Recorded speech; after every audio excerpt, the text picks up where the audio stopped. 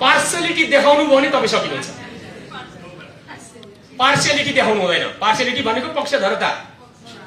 पार्टीसँग उम्मेदवारसँग कसैसँग पनि पार्शियलिटी चाहिँ नदेखाउनु होला, पक्षधरता नदेखाउनु होला। तपाईहरु इम्पार्शियल हुनुपर्छ। त्यहाँ मैले 5 वटा पी को कुरा गरेँ। मैले साथीलाई एकचोटि रिकल गराउँछु। एउटा पंक्चुअल, टाइममा पुग्ने पी। दोस्रो पी के थियो? प्रोसेसको क्ल्यारिटी पी। तेस्रो पी के थियो? प्यासेन्स, धैर्य राख्ने, नहडबडाउने कुरा गर्ने। Third patience, third P patience. Fourth P stand for participatory behaviour. Participatory behaviour र पाँचौं र महत्त्वपूर्ण भनेको पार्शियलिटी हो। कुनै उम्मेदवारको प्रतिनिधि आयो, हजुर के छ भनेर मसक्क मस्केर चाहिँ मुसुक्क भित्रैदेखि दिलदेखि हाँसो आउने हैन, अनि आफूलाई मन नपर्ने उम्मेदवारको चाहिँ प्रतिनिधि अथवा उम्मेदवार आयो भने आँखा के अरे अनुहारमा कचाकचुक्क पारेर रिङ्गल पार्ने, त्यो काम चाहिँ हुनु हुँदैन। विचार गर्नु होला। त्यो पार्शियलिटी भनेको त्यो हो। त्यही भएर मैले अस्ति कार्यप्रमुखको बैठकमा र आचार संहिताको विषयमा कार्यप्रमुख साथीहरूलाई भनेको छु, उम्मेदवारको पक्ष अथवा विपक्षमा पक्षधरता देखाउने, पुरा नाटक गरेर फोटोसोटो खिच्ने, हिच्चा गर्ने, मानव दशैं आए जस्तो क्या। त्यस्तो व्यवहार तपाईबाट हुनु हुँदैन। पार्शियलिटी भनेको त्यो हो। तपाईँ इम्पार्शियल हुनुपर्छ। यी 5 वटा कुरामा तपाईँ चुक्नुभयो भने लास्टको पी छ के हो? यस। यी 5 वटा कुरा, यी 5 वटा पी मा तपाईँ चुक्नुभयो भने तपाईलाई पेनलाइज गर्छौं हामी, पनिशमेन्ट दिन्छौं। कुरा भनेको पंक्चुअलिटी हो। 18 गते तपाईहरु मतदान केन्द्रमा पुगिसक्नुपर्छ। मतदान केन्द्र तपाईको उपस्थिति विहीन अवस्थामा रहनु हुँदैन। त्यो पंक्चुअलिटी। तपाईको टिम र तपाई 18 गते मतदान केन्द्रमा पुग्ने कुराको सुनिश्चित तपाईले गर्नु होला। तपाई त्यहाँ पुग्नु भयो कि पुग्नु भएन भन्ने कुराको हामीसँग अद्योपान्त अभिलेख हुन्छ। पंक्चुअलिटी नम्बर 1 पी भनेको पंक्चुअलिटी हो। तपाई पंक्चुअली टाइममा पुग्नुपर्ने हुन्छ। 18 गते मतदान केन्द्रमा तपाई पुग्नुहुन्छ नम्बर 1।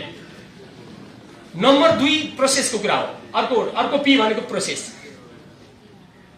कुन अनुसूची कतिखेर भर्ने हो, कतिखेर के गर्ने, स्टेप कुन हो, मतदान स्थल, त्यो पेरिफेरी कसरी घोषणा गर्ने, के गर्ने, सारा कुराहरू कथम अघि हिसाबले भन्नुभयो। तपाईले सोचेको भन्दा बाहिरको कुरा आयो भने त्यसको पनि प्रोसेस छ। त्यो भएर प्रोसेसमा तपाईले क्लियर हुनुहोस्। पहिलो कुरा मैले पंक्चुअलिटी टाइममा पुग्ने कुरा गरेँ। दोस्रो कुरा प्रोसेसको क्ल्यारिटी चाहिन्छ। प्रोसेसमा तपाईहरु कन्फ्युजन नहुनु होला। अहिलेको ट्रेनिङमा तपाईलाई कन्फ्युजन छ भने 1 2 3 4 सबै कुराहरू क्लियर भएर तपाईहरु जानु होला। Number 2 P. नम्बर 3 पी भनेको प्यासेन्स हो साथीहरु। तपाईहरु प्यासेन्स, तपाईले हडबडाउने होइन।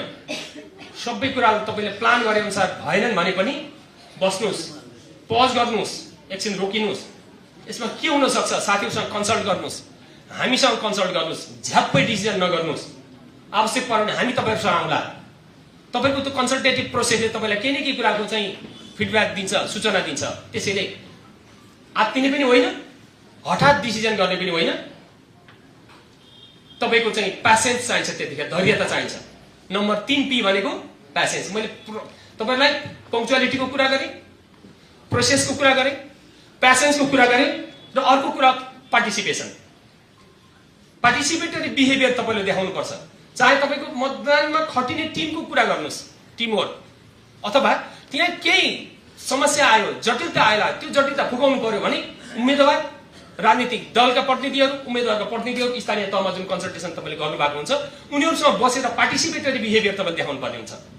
हे म मतदान अधिकृत मैले गर्दै के नहुने भन्ने हिसाबले झ्याप्प तपाईले चाहिँ अगाडि बढ्दिनु हो भने समस्या हुन्छ। मेरो अनुभवको सन्दर्भमा मैले कुरा गर्दैछु। यो मैले आफैले बनाएका हो यी 5 वटा पी। सायद यसले समग्र मतदान अधिकृत, सायद मतदान अधिकृत जिम्मेवारीको कुरालाई यसले एउटा अप्रोचमा तपाईलाई चाहिँ क्लियर गरिदिन्छ। मैले भने पार्टिसिपेटरी बिहेभियर देखाउनु होला। टिम भित्र मैले अघि भने मतदान अधिकृतले 2-4 पैसा जति त्यो मतदान स्थलको व्यवस्थापनको लागेको कुरा चाहिँ ट्रान्सपेरेन्ट भइदिनुस्। टिमवर्क हो, पार्टिसिपेटरी त्यही हो। सबै राजनीतिक दलका पदाधिकारीसँग बसेर ल अब के गर्ने, कसो गर्ने, कसरी गर्ने भन्ने कुरामा सबैसँग खुलस्त ढंगले छलफल गर्नुस्। पार्टिसिपेटरी बिहेभियर त्यो हो। मैले तपाईलाई चौथो पी भनेर पार्टिसिपेटरी बिहेभियरको कुरा गरेँ र 5औं पी भनेको महत्त्वपूर्ण कुरा हो साथीहरु। एउटा कुरा नबिर्सनु होला, पार्शियलिटी देखाउनु भयो भने तपाई सकिनुहुन्छ। पार्शियलिटी देखाउनु हुँदैन। पार्शियलिटी भनेको पक्षधरता। पार्टीसँग उम्मेदवारसँग कसैसँग पनि पार्सलिटी चाहिँ नदेखाउनु होला, पक्षधरता नदेखाउनु होला। तपाईहरु इम्पार्शियल हुनुपर्छ। त्यहाँ मैले 5 वटा पी को कुरा गरेँ। मैले साथीलाई एकचोटि रिकल गराउँछु। एउटा पङ्क्चुअल, टाइममा पुग्ने पी। दोस्रो पी के थियो? प्रोसेसको क्ल्यारिटी पी। तेस्रो पी के थियो? प्यासेन्स, धैर्य राख्ने, नहडबडाउने कुरा गर्ने। Third patience, third P patience. Fourth P stand for participatory behaviour र पाँचौं र महत्त्वपूर्ण भनेको पार्सलिटी हो। कुनै उम्मेदवारको प्रतिनिधि आयो, हजुर के छ भनेर मसक्क मस्केर चाहिँ मुसुक्क भित्रैदेखि दिलदेखि हाँसो आउने हैन, अनि आफूलाई मन नपर्ने उम्मेदवारको चाहिँ प्रतिनिधि अथवा उम्मेदवार आयो भने आँखा के अरे अनुहारमा कचाकचुक्क पारेर रिङ्कल पार्ने, त्यो काम चाहिँ हुनु हुँदैन। विचार गर्नु होला। त्यो पार्सलिटी भनेको त्यो हो।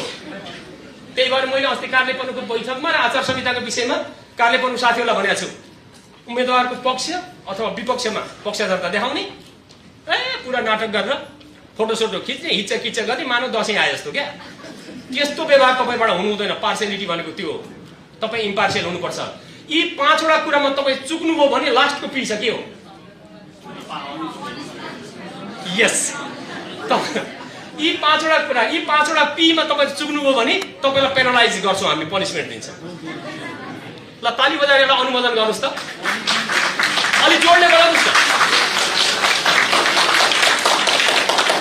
यही हो कुरा साथीहरू।